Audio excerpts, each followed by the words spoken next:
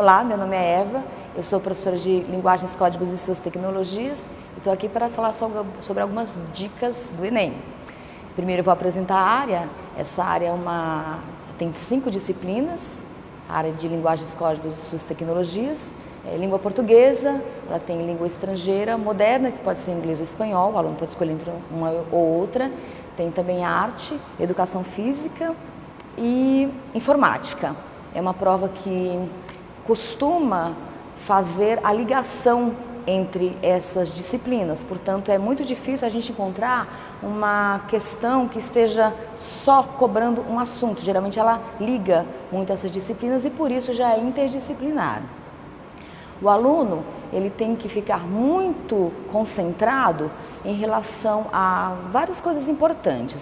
Algumas delas são as variedades linguísticas. Por exemplo, ele encontra muitas questões dessas variedades em charges, comparação de charges com canções, textos da mídia, ele vai encontrar notícias de internet, enfim. Então tem que estar ligado nesses textos, ler com bastante cuidado esses textos, porque são textos bons, bem selecionados. Ele tem que ficar muito concentrado nessa leitura e na resolução dessas questões, porque além de interdisciplinares, isto é, ligarem essas disciplinas entre si, essas questões elas costumam abordar o dia a dia, isto é, como é que se fala no Rio Grande do Sul, tal palavra no Nordeste, como é que essas variedades sociais, elas são bem-vindas, né? Geralmente o Enem tem esse olhar muito aberto em função da sociolinguística.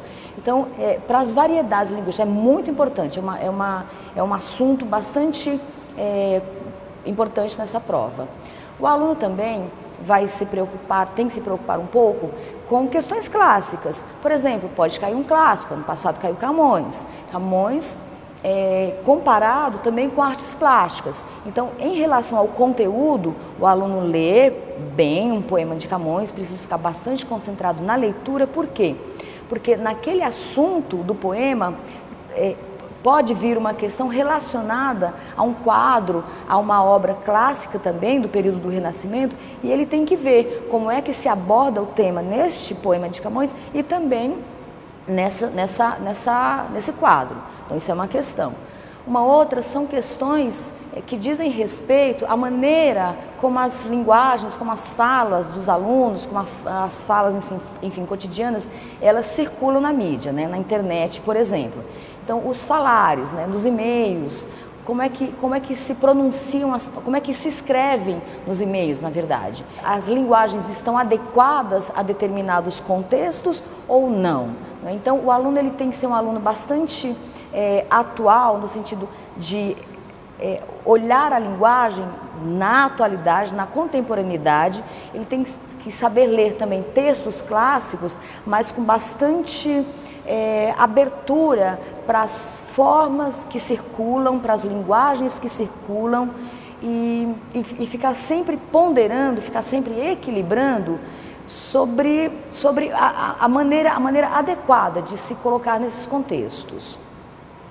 Questões também interdisciplinares. É muito comum aparecer, por exemplo, um poema de Carlos Drummond de Andrade ou de Manuel de Barros e que se cobre algo sobre um contexto social, um contexto regional, por exemplo, um contexto que fale de água, que fale que trate de ambiente, sobre o lixo, enfim. Então essas questões são também muito interessantes. O aluno tem que ler o poema, mas sempre ligado também em outros contextos que não dizem respeito só à língua portuguesa. Então o aluno precisa se preocupar, na verdade, porque ele está sendo selecionado, está sendo cobrado, vai ser exigido dele questões sobre intervenção, como é que ele pode intervir em sua realidade. Essas questões, na verdade, que ele vai responder, são questões em que ele vai se colocar criticamente na realidade em que ele vive. Então, como é que ele se coloca criticamente, que postura que ele tem para mostrar para